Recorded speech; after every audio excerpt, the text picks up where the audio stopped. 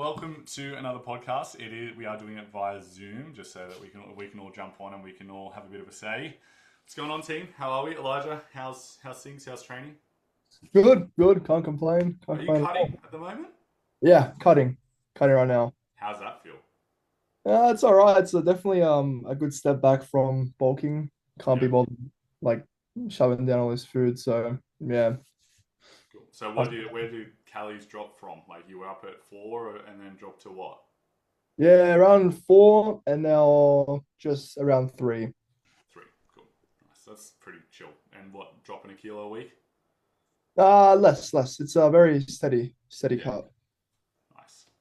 See what it's like to be 6'2" and 110 kilos and 18 years old, Kayla.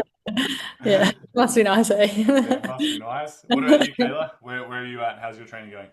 No, it's very good. Yeah, I just started a new split, which is nice. Awesome. What's that? What's the difference? Um, it's kind of just really glute emphasis, glute and shoulders. Yeah, my two areas I need to work on the most Are you a bit bod for girly? future competitions. So I'm kind of like doing a lean bulk at the moment. So yeah. Nice. Where do you want to give an insight on where cows are at and what lean bulk looks for you? What does that look like? It's certainly not Oh 4,000 yeah. calories, is it? My cows are around 2000 at Yeah. the moment. Yeah, which I'm holding pretty steady. So this is like a good maintenance, higher maintenance because my output is reasonably high. So Yeah, yeah, well, it's only going to get higher with the more clients you take on face to yeah, face. Like, yeah. even though steps don't go up, but just literally moving weights and stuff like that, that puts expenditure through the roof. Like, Mm. yeah, now that I'm a bit of a desk jockey, I had to pull my calories right back. So Yeah, otherwise I get fat. makes a difference for Yeah. sure. All right, we got a Q&A team, and we got a fair few questions to go through. So I like doing the Q&As because I know that there's clients out there that have I know I've got clients that just have like a million questions in their head. So I like to try and answer these as get them to get them out, and we can answer them as much as possible. We'll start with some fun ones, and then we can just kind of rapid fire and go through. But what's the best energy drink out? What do you reckon is the best energy drink out? So they Mm. sent through examples. They said Ghost, they said Gorilla Labs, they said I can't remember what else they said. They said C4, they said a few others. What's the go to for you if you're going to go with an energy drink? What would you go for? I like the amino. Amino Amino. Energy. Yeah, I really like those. Do you like the taste, or do you like it because it's like a soft sort of like hit? Yeah, both. I find I don't crash at all with them either, and they give me a nice little boost. I find any other energy drinks make me more tired. There's too much caffeine in them. So, Yeah, yeah. because all that if there's too much caffeine, I find they pump you up and then you just like go to the toilet and then you're dehydrated and yeah, Yeah. fair. So I'm all for the aminos. Nice, Elijah. What do you reckon? Definitely it's underrated as it's this Red Bull. It's berry coconut flavor. It's Ooh. like so good. That sounds So incredibly underrated. feminine of you, bro. But Oh. I'm all for it. I'm all for it. Yeah, Well, that's mad. nice. I have to say Grill Labs, so I've said Grill Labs, and that's out there. But outside of that, I will say that there is an Oxy Shred, one of the Oxy Shreds. I think it's blue raspberry or something. And Mm. this is going to sound gross, but I kind of like it. It tastes like a Smirnoff Double Black. Like it tastes like, yeah, and it's Yeah, just like, I've had that. It does you taste like reckon? Are you alcohol. I backing me had up? it I and had I it, was and the like, first sip, I was like, "Oh, I'm I 15." felt so wrong drinking it. I was like, I what? know. I'm like, I'm 15 again in a park. Like this is, yeah, this is where I'm at. So, so those would be my two. Any Gorilla Labs, and then the Oxy Shred. That blue raspberry goes pretty hard. Another fun one, and then we'll jump into some. We'll jump into some more extensive ones because we've got a heap. Would you rather? Oh, this is funny. Would you rather have permanently sticky hands or bad breath? Sticky hands. Yeah, I sticky guess hands. sticky hands. Yeah, Yeah. always. I mean, it'd be a bit awkward, like training clients and touching them if you got sticky Wear hands. But gloves 24/7. yeah, just look like Michael Jackson. I agree. Yeah. Yeah. Cool. All right, now on to the fun stuff because there's like heaps to get through. Question that's been going around a lot: peptides. Do we need them are they? Would you recommend them? What would you do this if you had a client coming up to you and ask you, do I need peptides? What are you saying, Kayla? No. I think you need to firstly ask them why are they going down that road? Where is that coming from? Yep. If it's purely a weight loss thing, then, I think definitely not. It's not necessary at all. Take a step back and realize that it can be done naturally. Anything takes time. Peptides don't burn fat off you without doing anything. It's not going to make it easier. You still need to be working hard and all of that. So it's just, I think, a massive knowledge thing around that. Yeah. So. I agree. So just to give anyone who's watching an insight, peptides, there's a range of peptides, and peptides will give different ones will do different things. So the one you were talking about with the fat loss there is talking about things like retatrutide or retatrutide and things of that nature, which blunts the blood sugar. But then there's other peptides like BPC-17 and I think it's GKCU or something like that, which helps in skin. The BPC helps for recovery purposes, for connective tissues and stuff like that. So I would agree is that there's 1,000 different ways in which you can, attack things, and peptides definitely shouldn't be the first thing, and especially if you're looking at using things like retatrutide or whatever, then we definitely need to look at why you're looking at that and like why it's not working for you in the first place, right? Because we still need to be in a deficit and addressing that. What would you say, Elijah? Look, I tell the same thing to everybody.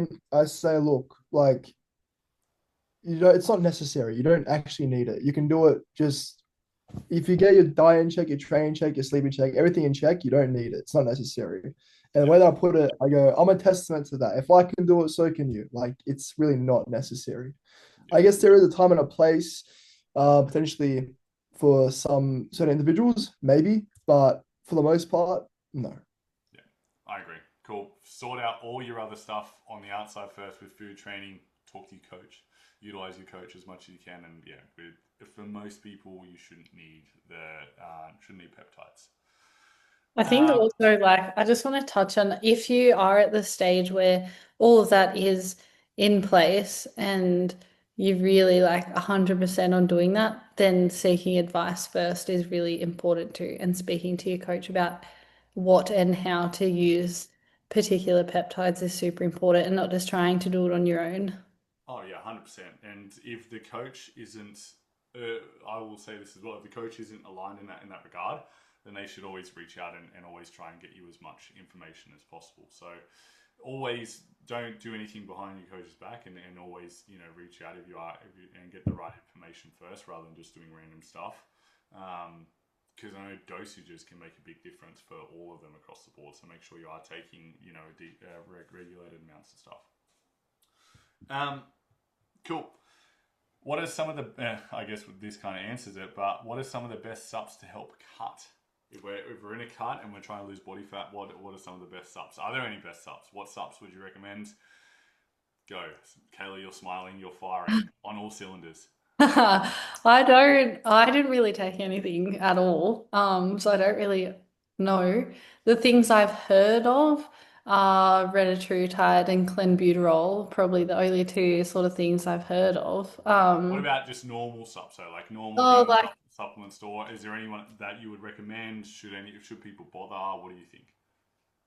I don't really think anything store-bought is going to do much for you, to be honest. I don't know, that's a personal opinion. I don't think they've got much in them that's really going to do anything besides probably a bit of caffeine and stuff that's going to make you feel like you have more energy. Yeah, Um, yeah. cool. Elijah, you want to touch on any of that? There is this one crazy supplement, and it's called a calorie deficit. I love that. I love that. That's going to be clipped up, and that's going to be the post. So, mad. But look, Cool. like, you don't need all that stuff. Like, there's always like random stuff in the gym, like all these fat burners or this and that. It's not necessary. Just stick to a plan, stick it out, and you'll be sweet. Yeah, agreed. So, to give a bit of context, when I did my first prep, it was I guess a very old school way.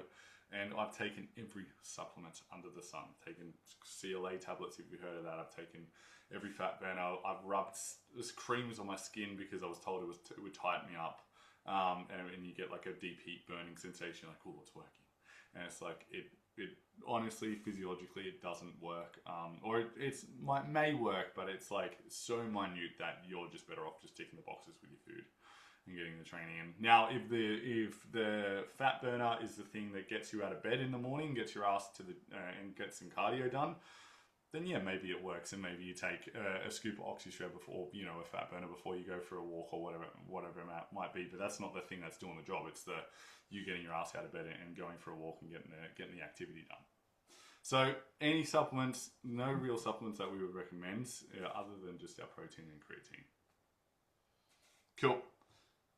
All right. These are some of the big ones that one of my clients asked. How can one structure their day to maintain their goals and hit their personal goals with their coach? So let's say someone's looking to plan their training out. They're looking to plan their week out. They've always got work, they've got training, they've got the coach has given them what they need them to do. What's the best way to help with structuring their week and structuring their day to ensure that they can tick all the boxes whilst not feeling like they're being, all they do is train and go to work and still have a social life? I think for me, the way I structured it was, I mean, I'm not a morning person, so I was never getting up before work. Yeah. But I would go to work and then go straight to the gym, like as if it was a part of work. It was a non-negotiable. Yeah. So then the whole rest of that afternoon is free because you're doing it straight away. You're not spending an hour at home in between, you know, fart assing around. You're just getting there, getting it done, and it's finished then, it's over. So if you just build a routine that doesn't have those small gaps in between, I think that really helps because those little gaps they add up over time. So that time when you might just find yourself sitting down, like that's the perfect chance to get those extra steps in that you might need to do rather than making it feel really overwhelming at the end of the day and trying to push it all in. Yep, I totally agree. Being time sensitive with things, and that goes with work and training and everything as well, is like you can time block your time so it's bang to bang to bang, so you don't have any wasted time in there. That helps as well, and then also making sure that like if you're one of those people that's tendencies to go home and then and ahhing about getting to the gym, then it's more likely for you to not go if you're just chilling at home. So, what do you reckon, Elijah? Any I key think, ways? Go. sorry. Any key ways to structure your week to tick all the boxes and still have a life? Very similar to what Kayla and you were both saying. Just keep yourself occupied. Just keep yourself busy. Um, Try and just like it doesn't matter how it's structured, as long as it's structured in a way that you can follow it every single day. And you'll find that when you follow it for a prolonged period of time, like whether it be like a month or like 2 months, you'll find it comes not a chore, it becomes a habit, it becomes a routine for yourself. So when you remove that from your daily life, it feels off. And so you want to get back into that routine. So yeah, So just creating a routine, making yeah, sure we stick to it, and it becoming a non-negotiable. So you don't have to think about when you're going to do things. It's just normal habit, right? exactly. Cool. If a client is feeling a little bit nervous on going off track, how can they communicate that with the coach, and how can they fix that? So let's say client's gone off track, or they know that they're gonna have a weekend or off or something like that. What's the best way to reach out to your coach? How do you communicate that, and how do you go about getting back on track? Just be Well, oh, sorry. good. You You go, go. Elijah. You're good. Just to say, just be honest with your coach. Like, it's not gonna kill you to enjoy yourself one week out, like one day out the week on a Saturday or a Friday or whatever. It's not gonna kill you. Just be honest with your coach. That way, you can plan ahead. You can implement things like calorie banking throughout the week. The day of, eat out, eat before you go out, have a big meal before you go out, so that you're not so inclined to think hungrily and think more, sanely. So yeah, just implementing those strategies like eating before you go out and calorie banking will definitely help you to adhere to your goals while still enjoying yourself. Cool. Kayla. Well, every single one of my clients does a check-in, so that's the time and place to let me know. That way it takes any additional stress because it's just cool, like it's in the check-in. I know it doesn't need to be a big deal. It is what it is. Life happens and we move on. Like, okay, sweet, thanks for letting me know. So if there needs to be changes, there can. Generally, it's not going to do much. If it's just a one-off, you just let it go and you just understand that it's going to have effects like water retention and things like that, very likely. So as long as they understand that and giving them that information, yeah, it doesn't have to be a big deal. Yeah, I agree. I just put a story up about this on my stories and just saying that communication is key, and it was about check-in. The only bad check-in that someone can do is one that they haven't submitted. So, and the funny, and I actually said this in the check-in, is that if the funny thing is that we as coaches know that you've gone out. Like we know either way. Like if your body weight's up, we know it's because of X, Y, Z, or we know that you haven't been bang on. So we would rather you just say, hey, I ate a burger and chips on the weekend. That's why body weight's up, and you go, cool, no dramas. We just keep moving rather than say everything's going well. I'm sticking to the plan. Not sure why the scale weight isn't moving or X, Y, Z. Because then in the back of our minds, where they're going, well, something's not right. We know something's not adding up, and then it becomes a communication issue. So I know all of us on the coaching team will never ever put a client down for being honest, and no coach should. Obviously, there's times where we have to, time sensitive, whether it's a prep or locking in for a photo shoot, that we have to be like, hey, that's not conducive with what we're trying to do. But it will never be a barrage of like, you've let the coach down. The only time you'd let the coach down is if you don't communicate that, or pull things back from letting the coach know things. Cool. That was a good one. How can we actively use our rest days, and what are the ideas around active rest days? So what are the best ways to utilize a rest day? Let's say you're giving someone a rest day. How do you utilize that? Is there such thing as active rest days? What would you advise your clients to do on a rest day? I'll go. Go. Um, Active rest generally is like making sure you're still getting all your steps in a potential low intensity cardio day, depending on what your program looks like. It means basically no strength training. So that day is a day for your body to just recover. So everything needs to be at a low intensity. So yeah, really good day to make sure you're still getting your steps in. I think a lot of people take a rest day as a day to sit at home, whereas that is not the case. We still need to make sure we're getting our steps. I think that's the biggest thing. Um, Otherwise we hold a lot of water and we have a lot of flow-on effects from that. Yeah, I agree. Elijah. Yeah, definitely. As to what Kayla was saying, just be active still while in your rest day.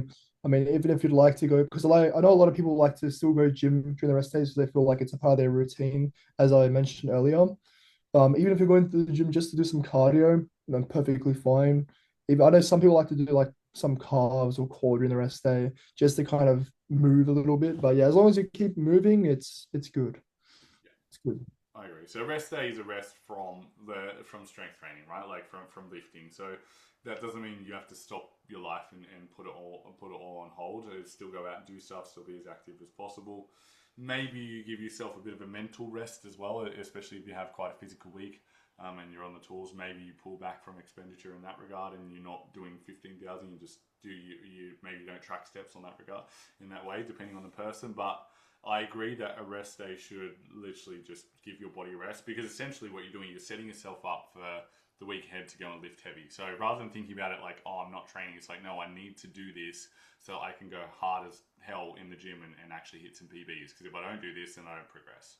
So a different way of like rethinking it is like, oh, I'm taking time away from the gym but the best way to think about it is, if I don't do this, I don't progress and I just burn out. Cool. This is a big one. For female clients, how can we navigate training with our cycles and moods? What would be your best advice for someone who's on their lead up to the period or on their period? And then it goes into talk about, I guess, PCOS, endo, those sorts of things. So if we've got female clients, they're coming up to that time of the month. How do you approach training? How do you approach nutrition? What would you say to your clients? Kayla, do you want to start? As the one with the most female clients or predominantly female clients? Yeah, look, I think a big thing is understanding the difference between our strength during different phases. So, you What are know, the phases? there's, oh Do you God, know? Okay, here. not So off my it's a big deal. head. So there's the luteal phase, then there's obviously the phase where you're actually, you're menstruating, and then there's the follicular phase as well, which so Yeah. luteal is the lead up, then there's the phase where you're menstruating, then there's the follicular phase, which is obviously after. So sorry, continue. Yeah, so just like understanding there is going to be fluctuations in our, I guess, abilities during that time. The way we feel, bloating, all of that, it's very easy to get caught up in that and go, oh my God, I've put on weight this week. Like, oh, okay, where are you in your cycle? Oh, I've got my period. Like, okay, that's why. Yeah. It's just water. It's okay. Um, yeah, and I think I often found it very uncomfortable to do like really heavy glute stuff on like in that particular week, just because there's already a lot of inflammation around that area. So if you're doing like hip thrusts or whatever, you might want to just swap it out for like a cable hip thrust or something that's not putting pressure directly on that area. So it's another reason why being, really, I guess, like having really good communication with your coach is really important. Being really honest. Yeah. Cool. So, and I agree with all of that. The one thing I would say around the biggest thing that females can do to help themselves, doesn't matter what stage you're at, is first of all track your period. Track it, whether it's tracking up. I know for my clients, we've all got the periodization spreadsheet. I'll track my clients' periods so I know when it's coming up, so that we know that, hey, because there's a lot of times where you're like, why am I feeling like this? Why am I bloated? Why is the body weight up? And then we look back and we're 10 days out, 7 to 10 days out from that time of the month, and we're just starting that luteal phase. So being aware of where you're at in the cycle can make a big difference, and then it can help you go, okay, cool. I just because I feel like shit doesn't mean I am shit. So it's the biggest thing I say to my clients is like, hey, just because you feel like shit doesn't mean you are shit.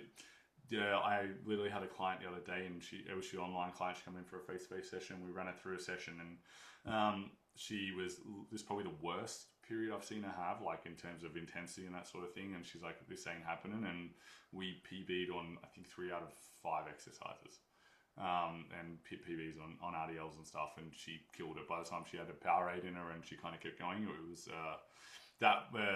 yeah, she got stuck into it. So those couple of things is being aware of when your cycle is, what's happening, where you're at, and then also just remembering that, hey, just because I feel this way doesn't mean I have to perform this way in the gym. Obviously, as you said, Kayla, if we do have to change things out, then that's what you got to do. But I think it's just being aware of where you're at and just knowing, okay, cool, this is where I'm at. It's not the end of the world. If I even just match the weights here, then that's a win. Elijah, I know you don't have many female clients, but did you have any insight on that, or anything you'd like to touch on there? Basically, essentially what Kayla said, and just it's okay to take a step back. Yeah. Being hydrated. I found also upping the fats a little bit just for the hormones, is a good thing as well, upping the carbs as well. And yeah, just realizing that, it's not an excuse not to train, but it's okay to take a little step back, if it does come down to it, that it does get very tough. So I agree. I think that I tell all my female clients, especially coming out of that time, to get extra electrolytes in. So whether it's a couple of hydrolyte tabs in the water, stay very well hydrated. I know that the increase in sodium has just pulled the cravings down significantly for a lot of females as well, and actually helps with energy. The nutrition thing's a hard thing, because if we're dieting and we've got to cut and we've got to, we're dropping weight, it is very difficult to cycle calories. You can do it, but it just means that, it means that you're kind of cycling in and out. So if you are in a cut and it comes up to that time of the month, it's just one of those things that we just have to manage as best as possible, especially if it's time sensitive, right? I don't think, Kayla, in your prep, did you cycle calories around that time of the month, or it was just like, hey, we've just got to be here and we're It just going just to sucks to suck, really. yeah, it just sucks to suck. So just as bad as it sounds, deal with it. But yeah, I think that's the one thing, is that, like, cool, it's there. It's not going to ruin our life. I think the other thing, which I'll touch on, and maybe Kelly you can touch on, is the mental effect it can have on when it's that time of the month when you're down in the dumps. You feel like your mental health is probably at the lowest point. Just being aware that you're there, I find helps so that you can understand why you're feeling like that. Do you agree? Oh, 100%. And letting people around you know too, I think really helps. Not only for support, but also for for it not to escalate any further, especially like partners and things like that. It's very easy to start bickering with them in that period of time if you're just honest and say, look, this is where I'm at. They're able to then not retaliate too. So it's just like little things that can really help reduce stress outside of the gym as well. Yeah. Yeah. Even though your partner's already cottoned on, probably already knows, and just Yeah. doesn't want to say anything for the last 7 days. But yes, just letting people know that and they're aware, and that's why especially with your coach, make sure that if at least you're on top of it, and they should be on top of it as well. To be honest, so that they know where you're at. Now, in terms of, I guess it goes on to talk about PCOS and endo and that sort of thing. I'm just going to talk about it all across the board as a menstrual cycle. I think the biggest thing is just keeping it's going to make it worse if we go off track. So it's going to make everything will get worse if we stop eating, if we eat some crappy foods, if we don't train, if we, those sorts of things. So that's where the big fluctuations will come in. So I think staying consistent, especially with nutrition, over that time with hydration, as we mentioned, is going to be the best thing for you. I know that the sugar cravings come in, but if we can try and keep everything level and not spike the body through the roof, then that's the best thing for us. I actually have PCOS and endo myself. Cool. Do you want to touch on any of that? I Because found yeah, I found that exactly as you said, the minute you go off, the worse the pain becomes, and yeah, then the harder it is to reel yourself back in because then you feel like shit. So then you just want to eat like shit, and it's just this cycle that begins. Um, so in that time, you are like 110% better to be like on plan, like with no reason to go off. You have no reason to go off in that time. It is more important in that time to be 100% on plan than, I mean, it's important the whole time, but if you're gonna have that off meal that week, it's got to be ideally not in that period because yeah, it will make you feel so much worse. You're already holding water, you're already bloated, you're already in pain. You don't want to add any stress to the body by changing what it's used to. yeah. And another thing, digestion's probably off as well. Like, am I Mhm. correct in saying that digestion's probably off? Absolutely.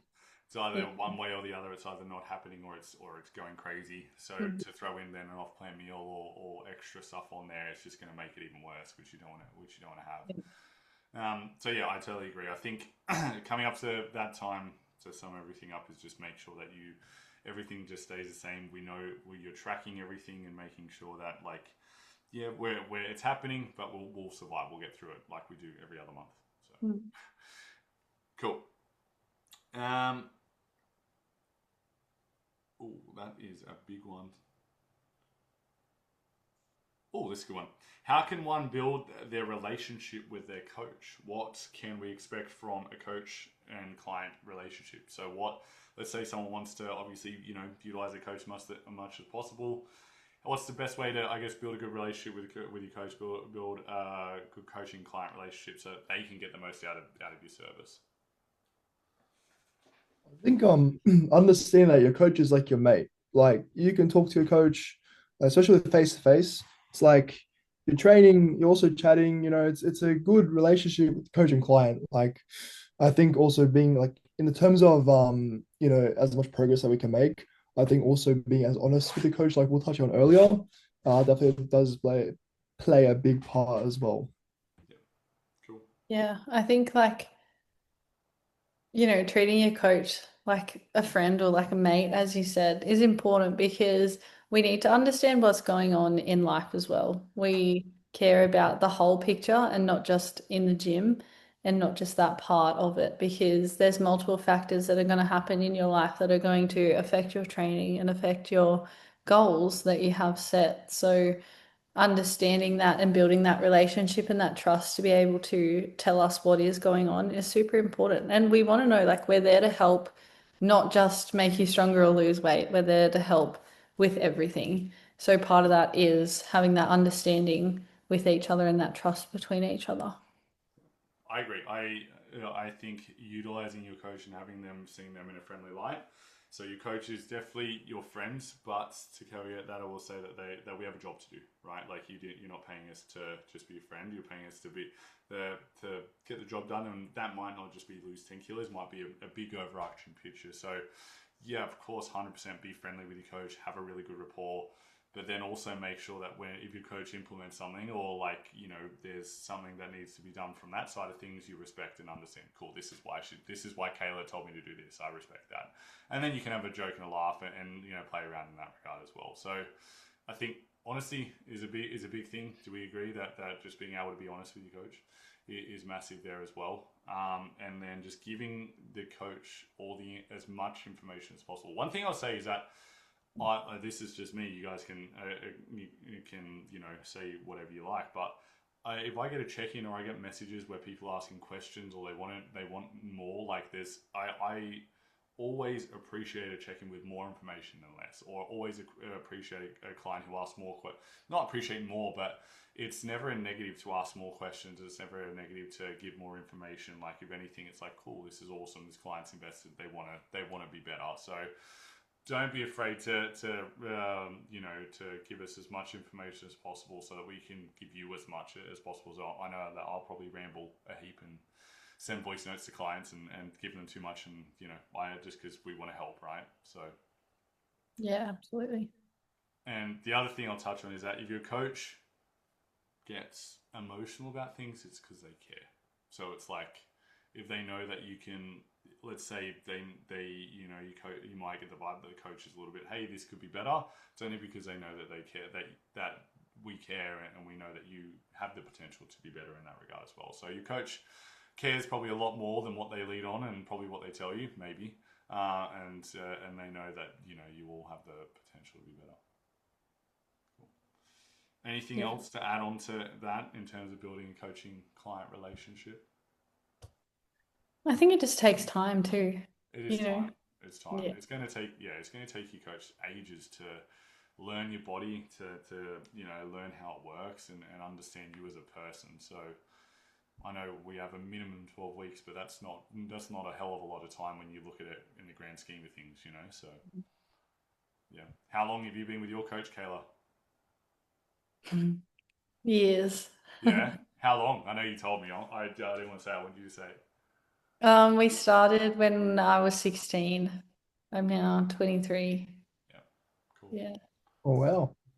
Yeah. I mean, we had a bit of a break in between, but yeah.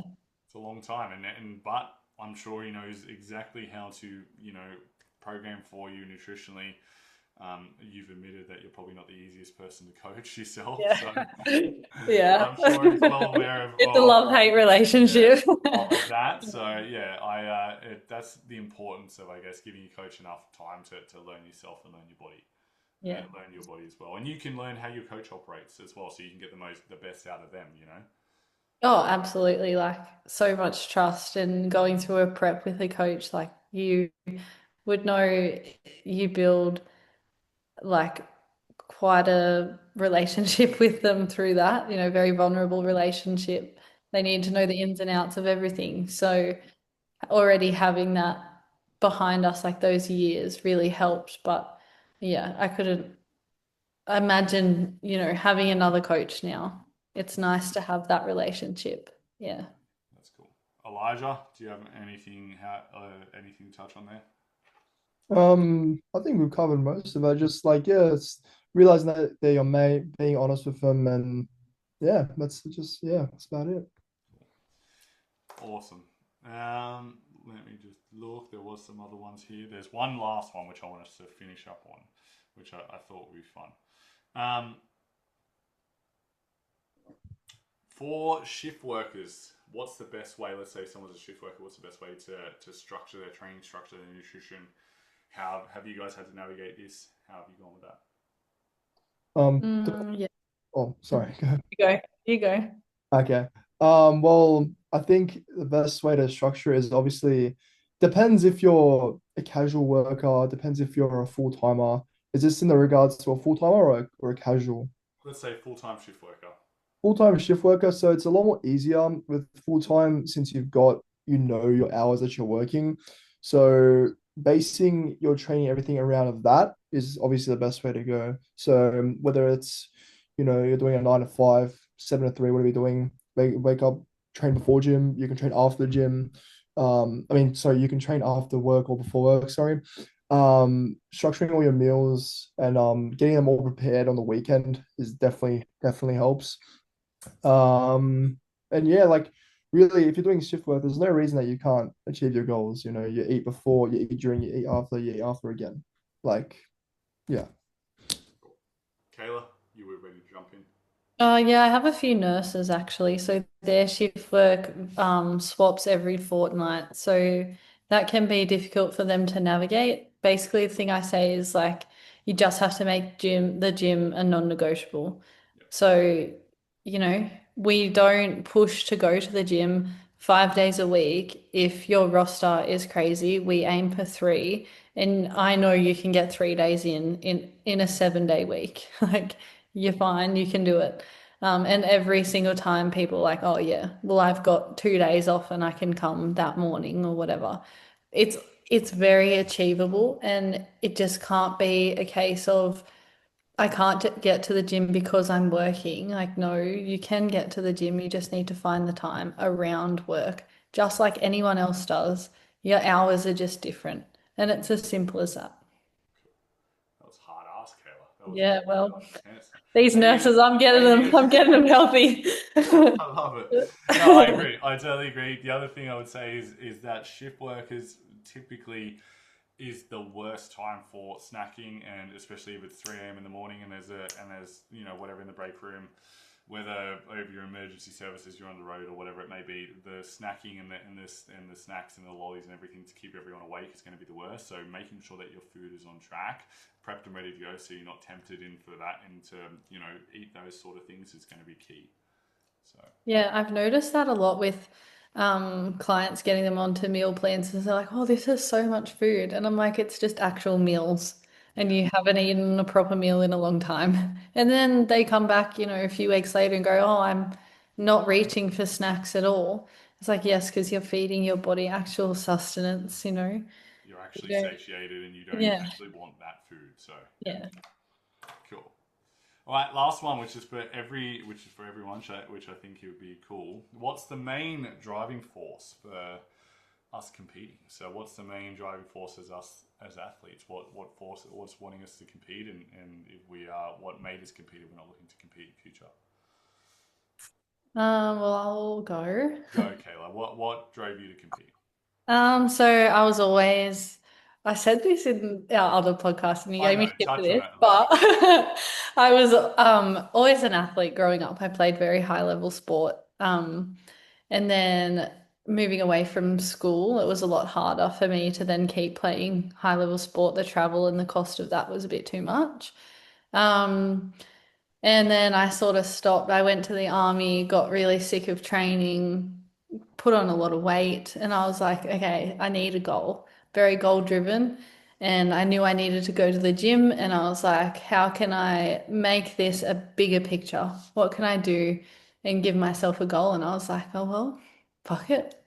I guess I'll just compete. Love it. And yeah, that's what I did. And I did it. And I stuck to it. And I told as many people as I could about it to hold myself accountable for it because I knew the more people that knew I was doing that, I couldn't walk away from it then.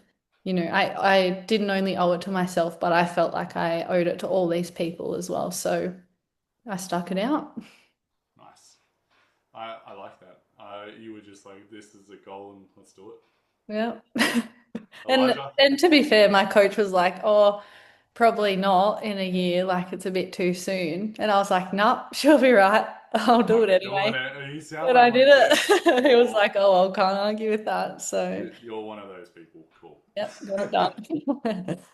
Matt, Elijah, what's the driving force for you to compete, and if you're competing in the future? Well, in the regard of being good at every sport, I'm the complete opposite as to Kayla. I was terrible at every single sport I did as a kid. Were you really? Oh, I was so bad. Yeah, Matt. Cool. I did maybe like 5 sports, and the last one was basketball. And you think because I'm like 6'2", I'd be like pretty decent. But in the 2 years of playing basketball, I scored once. So yeah. Right. Yeah, I was terrible. That's golden. That's And awesome. then one day I found about the gym, I started training, and then like, everyone would be like, even when I was like 15, 16, people were like, bro, you should compete, you should compete. I'm like, oh yeah, maybe. And then I got to like 16 years old. I'm like, if I competed now, that would like make for like some pretty good TikToks, some pretty good content. So I just thought, The worst ever. 17-year-old competing, I just thought, yeah, why not? So yeah, I competed. Cool. And yeah, I guess it's good because it shows that I know what I'm talking about. But that was one of the main reasons as well, is it definitely improved a lot of my knowledge on training, nutrition, everything. So that was another one of the driving reasons as well. And that's the reason for the future ones as well, I suppose. Yeah. Cool. Well, that warms me to know that you weren't a superstar at every other sport, like every other coach on here, because I was very much similar. I wouldn't say I was bad at sports, but played football, cricket, but I was overweight and I wasn't playing reps or anything like that. But the first reason for me to compete was I lost 30 kilos, and then it was kind of like that was my, I guess, change of person. It was like, if I compete, then I'm now a bodybuilder and now someone, in that way. I always watched bodybuilding, stuff on YouTube when I was like 15 after school and stuff. So I'd always seen myself in that light. I just didn't physically look like that. So that was kind of like the turning point of me turning into a different human. I guess the second time when I competed in 2024 was, again, just to be like, right, I know I've got something here and I want to show it. And I wanted to increase my knowledge as well. I had to walk the walk a little bit.